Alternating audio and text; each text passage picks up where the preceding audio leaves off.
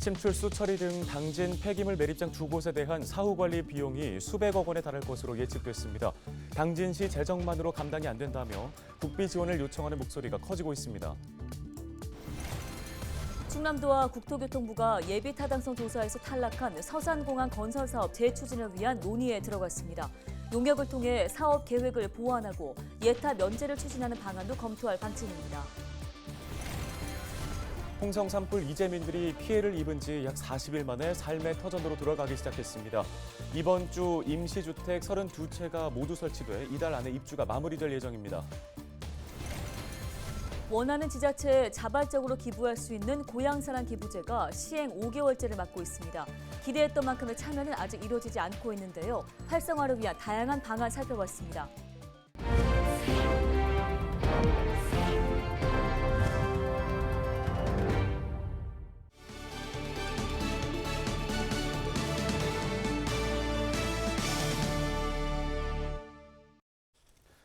시청자 여러분 안녕하십니까? 헬로티비 뉴스입니다. 서산의 한 술집에서 흉기를 휘두르듯 사고가 발생했습니다. 피해자는 병원으로 이송된 상황인데요. 네, 사건 현장 취재 중인 기자 전화 연결해 보겠습니다. 정우석 기자, 사건 경위부터 좀 짚어볼까요? 네, 16일 오후 1시 10분쯤 서산 읍내동의 한 술집에서 흉기를 휘두른 40대 남성 A씨가 경찰에 붙잡혔습니다. A씨는 술집 주인인 40대 남성 B씨에게 흉기를 휘두른 뒤 달아났다가 범행 42분 만에 부석면 인평저 수지 인근에서 검거됐는데요. 허벅지를 여러 차례 찔린 B씨는 인근 병원으로 이송됐지만 위독한 상황인 것으로 전해졌습니다. 네, 범행 동기에 대해서는 좀 밝혀진 게 있습니까? 네, 현장 취재 결과 A씨와 술집 주인 B씨는 외상값 문제로 말다툼을 한 것으로 파악됐는데요. 이후 A씨가 흉기를 들고 와 B씨에게 휘두른 것으로 알려졌습니다. 서산경찰서는 A씨를 살인미수 혐의로 긴급 체포하고 정확한 사건 경위를 조사하고 있습니다. 네, 관련 소식은 여기까지 듣겠습니다. 보도국 정호석 기자였습니다. 다음 소식입니다. 당진에 단순 관리 비용으로만 수백억 원이 드는 시설이 있습니다. 바로 당진시가 관리하고 있는 폐기물 매립장 두 곳인데요. 네, 그런데 시 재정만으로는 감당이 안 돼 국비 지원이 절실하다는 목소리가 커지고 있습니다. 한범호 기자입니다. 당진 부곡지구에 펼쳐진 풀밭. 축구장 9개 면적에 이르는데 이 아래엔 산업용 폐기물이 27m 높이로 묻혀 있습니다. 매립은 지난 2008년 모두 끝났는데 그로부터 4년 뒤 문제가 시작됐습니다. 사후 관리 의무가 있는 폐기물 사업자가 파산한 겁니다. 이 사업자는 파산 1년 전 당진 고대지구에도 폐기물 매립을 마친 상태였습니다. 어쩔 수 없이 당진시가 매립장 부지를 기부 체납받는 조건으로 지금까지 사후 관리를 해오고 있습니다. 매립장 두 곳에 묻힌 폐기물 양은 300만 톤. 여기서 나오는 침출수가 매주 120톤에 달합니다. 산업 폐기물 매립장 특성상 고농도 폐기물 침출수가 지금 나오고 있는 상황입니다. 그래서 해당 침출수는 저희가 전액 시비로 현재 위탁 처리를 하고 있고요. 톤당 단가 17만 6천 원 정도에 현재 전액 위탁 처리를 하고 있다. 이렇게 말씀드리겠습니다. 더 큰 문제는 앞으로입니다. 법에서 정한 사후 관리 기간은 총 30년. 이 기간 고농도 침출수 30만 톤가량이 발생해 처리 비용에만 530억 원이 넘게 소요될 것으로 예상됩니다. 시 담당 부서 1년 예산인 300억 원의 2배에 가까운 액수입니다. 당진시는 재정 부담을 덜기 위해 정부의 예산 지원을 요청하고 있습니다. 침출수뿐만 아니라 지표수, 토양 오염도 등도 법에 정해진 대로 저희가 지금 현재 사후 관리를 하고 있는데 지금 문제가 되고 있는 그 시 재정 부담에 대한 부분을 좀 완화하기 위해서 환경부에 건의를 지속적으로 하고 있는 상황이고 하지만 이 같은 사례가 전무하고 명확한 법적 근거가 없어 국비가 언제 지원될지 기약이 없는 상황. 시 재원이 한정돼 있는 만큼 결국 다른 곳에 쓰일 예산이 줄어들 거란 우려가 나옵니다. 중앙정부의 예산 지원이 이루어지지 않으면 당진시의 복지 예산을 비롯한 다른 사업 예산들의 조정이 이루어질 수밖에 없을 것입니다. 이는 바로 당진 시민의 삶의 질에 영향을 줄 것입니다. 이에 중앙정부는 이러한 상황을 깊이 이해하고 공감해 주길 바라며 책임을 다해 주길 바랍니다. 당진시는 정부 예산 확보와 함께 침출수를 자체적으로 처리해 관리 비용을 낮추는 방안도 추진할 계획입니다. 헬로티비 뉴스 한보호입니다. 충남도와 국토교통부가 정부의 예비 타당성 조사에서 탈락한 서산공항 건설 사업 재추진을 위한 논의에 돌입했습니다. 이들은 회의를 열고 서산공항 사업 계획을 보완해 타당성을 갖출 수 있도록 용역 등을 추진하기로 했는데요. 또 예타 조사를 면제받기 위해 500억 원 미만으로 사업비를 낮추는 방안도 검토할 방침입니다. 서산공항은 고북면과 해미면 일대에 공군 전투비행단의 활주로 등 기존 시설을 활용해 건설할 예정입니다. 홍성 산불의 이재민들이 피해 약 40일 만에 임시주택 입주를 시작했습니다. 충남도는 임시주거용 주택 20동을 우선 설치해 현재 이재민들이 입주하고 있다고 밝혔습니다. 오는 18일까지는 임시주택 32동의 설치를 모두 완료해 이달 안에 이재민 입주를 마친다는 계획인데요. 이동식 주택은 27제곱미터 규모로 싱크대와 냉난방 시설 등을 갖추고 있습니다.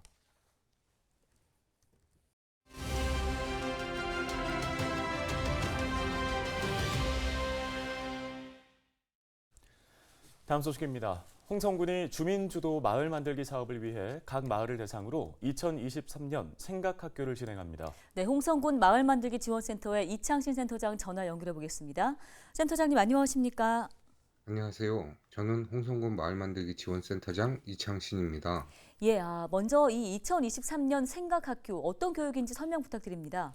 네, 지난 12월부터 시작된 2023년 생각학교는 마을 만들기에 의해 마을 자치에 대한 공통교육입니다. 생각학교는 오는 5월 26일까지 총 10개 마을에서 운영됩니다. 각 마을에서 불편한 점, 개선해야 할 부분을 함께 생각해보고 해결 방안을 찾기 위한 주민회의와 사업계획서 작성 시간을 갖게 됩니다. 이후 5월 30일부터는 2023년 생강학교 평가회를 진행하는데요.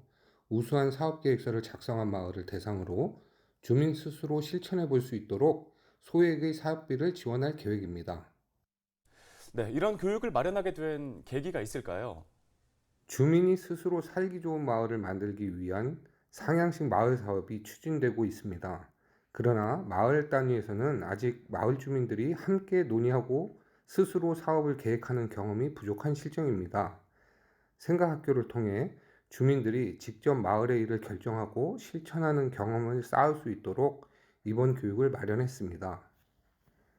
네, 주민들을 대상으로 하는 교육이 또 좋은 결실을 얻기 위해 다양한 사업 연계도 필요해 보이는데요. 이 밖에 센터 차원의 또 다른 계획들이 있을까요? 네, 저희 마을 만들기 지원센터는 2023년 생각학교 운영을 발판으로 희망마을 선행사업, 충남형 마을 만들기 사업 등 주민들이 더욱 마을 만들기에 접근할 수 있도록 다양한 사업을 연계할 계획입니다. 마을이 다양한 계획 세우기와 활동들을 직접 실천해보며 마을 만들기 사업에 대한 긍정적인 경험과 자신감을 키워나갈 수 있도록 현장에서 더 노력해 나갈 방침입니다. 네, 말씀 여기까지 듣겠습니다. 홍성군 마을 만들기 지원센터 이창신 센터장이었습니다.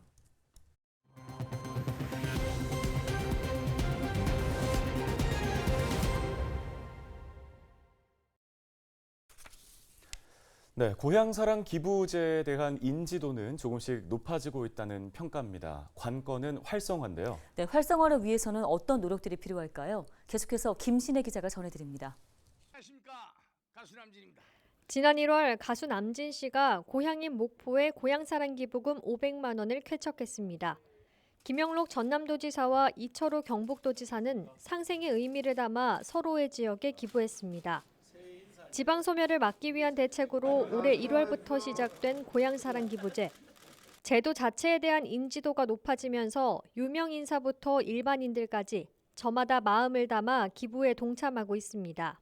공항에 내려갔을 때 지인들, 가족들에서 이런 게 있다라고 얘기를 해주신 거예요. 네. 그래서 같이 동참하면 참 좋겠다라고 생각하고 기부를 하게 된 거죠.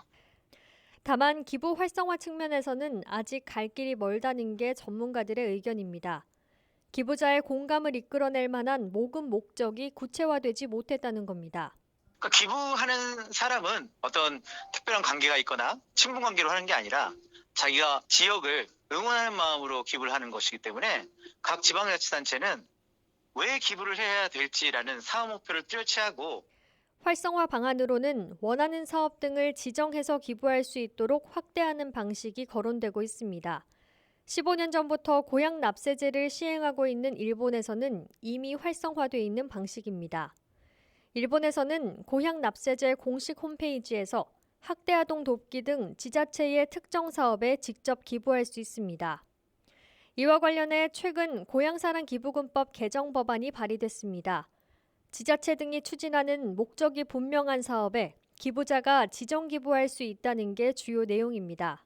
특정 목적 사업을 두고 기부금을 모금할 수 있도록 해놓으면 기부하는 사람들의 예측 가능성, 그다음에 자기는 이러이러한 일을 통해서 자기 고향하고 연계를 갖고 싶고 소통을 하고 싶은데 실제로 이어진다 그러면 더욱더 활성화될 수 있다고 생각하고, 고향사랑 기부제 시행 5개월째, 지방소멸 위기 속에 도입된 대책인 만큼 기부 활성화를 위한 고민이 필요한 시점입니다. 헬로티비 뉴스 김신혜입니다. 예산군이 다자녀의 기준을 3명에서 2명으로 완화했습니다. 예산군은 16일 인구 증가 시책 추진 지원에 관한 조례 일부 개정안이 군의회를 통과했다고 밝혔는데요. 이에 따라 다자녀 가구 기준이 자녀 3명 이상에서 2명 이상을 양육하고 막내가 만 20세 이하인 가구로 바뀌었습니다. 개정된 조례는 오는 7월부터 시행되며 다자녀 가구는 대학 입학 축하금과 전월세 보증금, 주택 구입 대출 이자 등을 지원받을 수 있습니다. 오늘 저희가 준비한 소식은 여기까지입니다. 네, 시청해주신 여러분 고맙습니다.